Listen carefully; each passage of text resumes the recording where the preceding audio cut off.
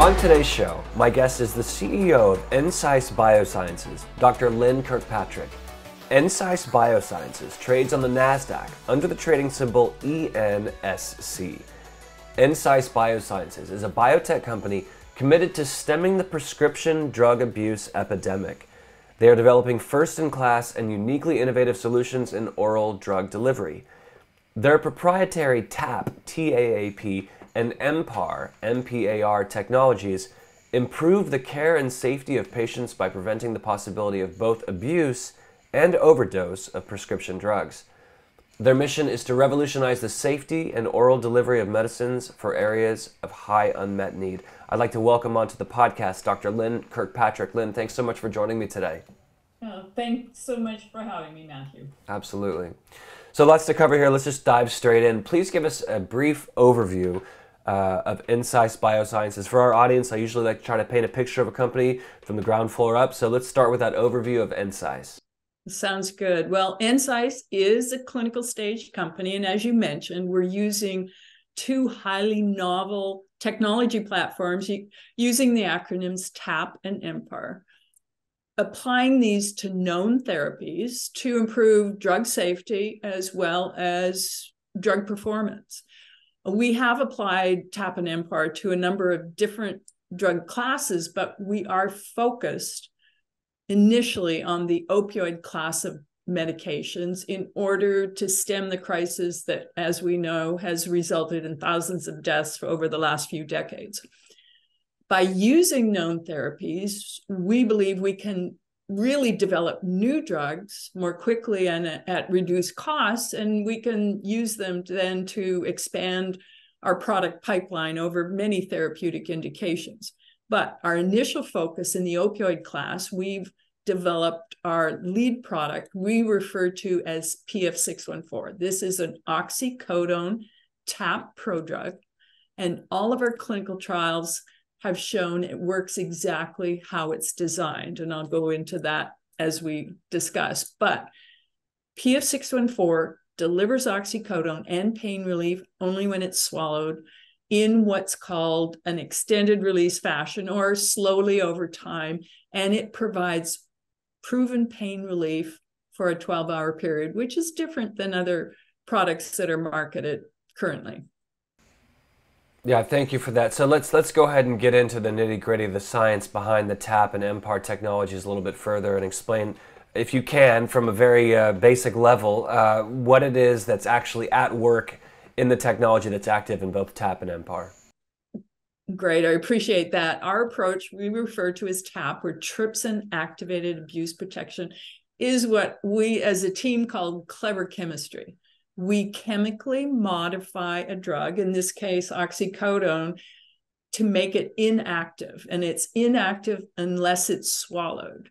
And it uses the body's own enzyme, a digestive enzyme called trypsin, to start an activation process, releasing oxycodone for absorption and providing pain relief. Now, why is this important? Obviously, when the drug is inactive, unless it's swallowed, it removes the ability to administer the drug through inhalation or snorting or injection to remove those pieces of abuse protection. It also, with its slow release, gives us a true twice-a-day product. And part of the problem with some of the pain medication now, even though they're marketed twice a day, they're not lasting twice a day. So PF614 has advantages, not only through the TAAP chemical modification, but also in its performance in the body. Now with MPAR, multi-pill abuse resistance, this takes the protection one step further. MPAR is a combination of our TAAP prodrug with a small molecule that is able to inhibit trypsin, or a trypsin inhibitor. Now, it sounds a little counterintuitive, but this trypsin inhibitor adds overdose protection to our TAAP prodrugs. So these MPAR drugs, they're designed to deliver the medication if you take your prescription, which we believe will be 1 or 2 pills twice a day. If you take more than your prescription, say 3 or 4 at a time, you're taking also more trypsin inhibitor. So it blocks the trypsin, this enzyme, which is used to activate and release the drug when you've taken too much. And it only kicks in when you take more than the prescribed dose. So we call it smart overdose protection. Now we've applied MPAR to PF614. So we have PF614 MPAR. We've already shown clinically it does exactly what it's designed, deliver the pain medication at 1 or 2 dose levels, but at 3 or more, it blocks that activation. The excess material is excreted unchanged and overdose averted. So what we believe TAAP and MPAR do is make opioids safer. And the beauty of the platforms is that they can be applied to other medications that may have a safety issue, may have a delivery issue, may have to work in the gut where they're actually absorbed. So it gives us lots of opportunity in our development pipeline. Thank you. A segment of our audience is always looking for clinical trial data and returns, right? So when do you anticipate phase 3 trials and ultimately the potential commercialization of PF614? Well, over the last 18 months, we've been working diligently to complete all the work we need to get to phase 3. I'd say we're poised for phase 3. We're there now. We have a meeting scheduled with the FDA in January to discuss our plans, and that is called an end of phase 2 meeting. And we believe we're on track with our plans to start conducting our phase 3 trials in 2024 and still file our NDA in late 2025, commercialize then after review. So we're pushing forward, trying to keep our timeline going, but very excited about moving into our phase 3 studies. So you recently announced a strategic partnership with OncoZenge, if I'm pronouncing that right, OncoZenge, a Swedish-based pharma company. How does this partnership differentiate and expand your mission to create pain therapies and treatment options that are safer opioid alternatives? And then does the partnership signal any concerns on the development of PF614 and the upcoming phase 3 clinical trials that we just alluded to?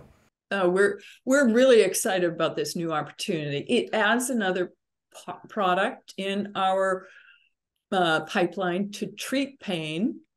And as you mentioned, our TAAP and MPAR technology has been applied to opioids, but we can actually apply those to other therapies. So we have a focus on other opportunities outside of opioid products.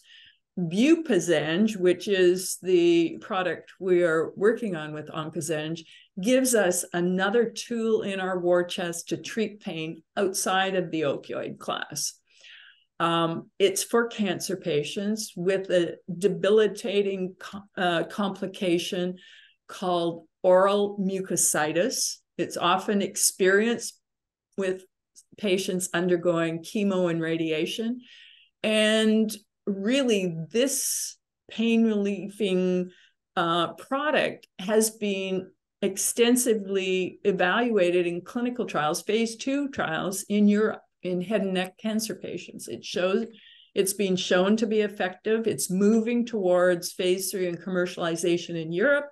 We've become a US partner, happy to use our team to move this forward through IND enabling studies to get it through the FDA and into trials here in the US. So certainly we don't have any problems or concerns about PF614 moving through the clinic. As I mentioned, it's performed beautifully to date. We're just using our expertise to develop and progress what we believe to be a game-changing treatment option in another therapeutic indication.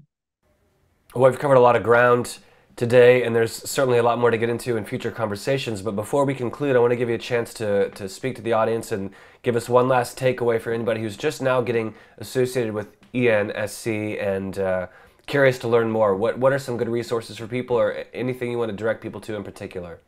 Well, certainly we do have some information on our website. We have a video there which describes TAAP and MPAR and some of our clinical data more extensively. But what I'd really like to add this time is I've put together my team at Ensysce with vast experience, not only experience in developing drugs, but also into launching new products and pain products specifically.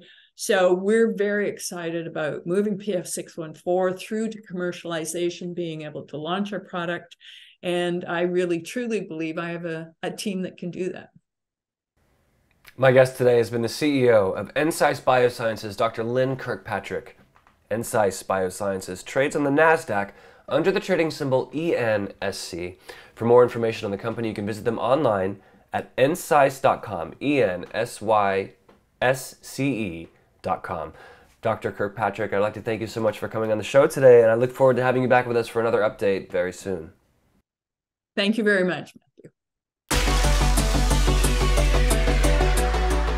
This program is entirely sponsored and produced by Spotlight Media Corporation, which is responsible for the content. The opinions and information provided on this program are for educational and research purposes. Stock Day encourages all listeners of this program to do their due diligence and research when investing to determine investment strategies that will work for them, or to seek the assistance of an investment professional.